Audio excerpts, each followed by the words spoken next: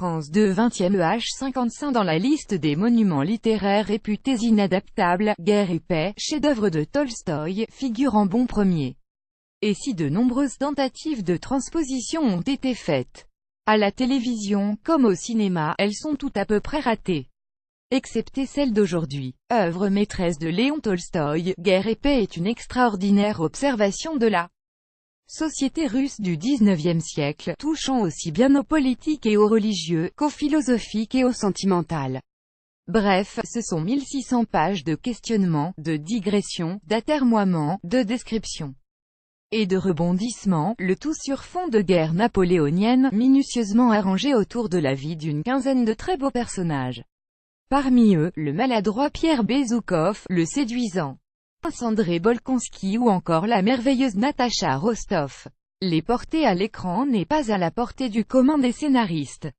Il fallait un homme de la trempe d'Andrew Davis, Dr Zhivago, le House of Cards anglais, Orgueil et préjugés, pour relever le défi. Le résultat est cette haletante mini-série en 6 épisodes commandée en 2015 par la BBC.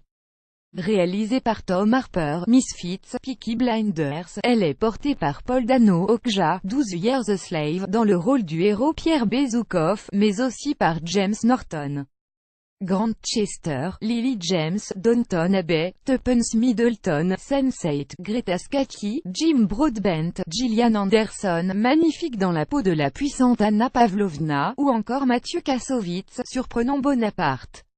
Jean ne suis pas féru d'histoire mais j'ai trouvé très amusant de revêtir, le temps de quelques scènes très symboliques, et dans une production d'une telle envergure, le costume de Napoléon. Commente l'acteur, seul français du casting. Chaque épisode est parfaitement filmé et montre ce qu'il faut de scènes de guerre, de réceptions somptueuses, de complots, de morts atroces, de serments d'amour, de demeures familiales et de grands paysages. D'aucuns ont jugé trop nombreuses les scènes dites. Mais Andrew Davis n'a jamais caché aimer s'attacher autant au corps qu'à la psyché de ses personnages. Et rien n'est vulgaire. Seules les émotions sont garanties. Kassovitz a contre-emploi acteur, auteur, réalisateur et producteur, Mathieu Kassovitz, à qui l'on doit notamment le film Coup de poing. La haine et quelques fameux coups de gueule, n'est pas précisément celui qu'on attendrait dans le rôle de Napoléon. C'est mon agent qui me l'a proposé, explique-t-il. Guerre et paix est sa seconde participation à une œuvre de télévision après l'excellent Bureau des légendes, la série d'espionnage de Canal.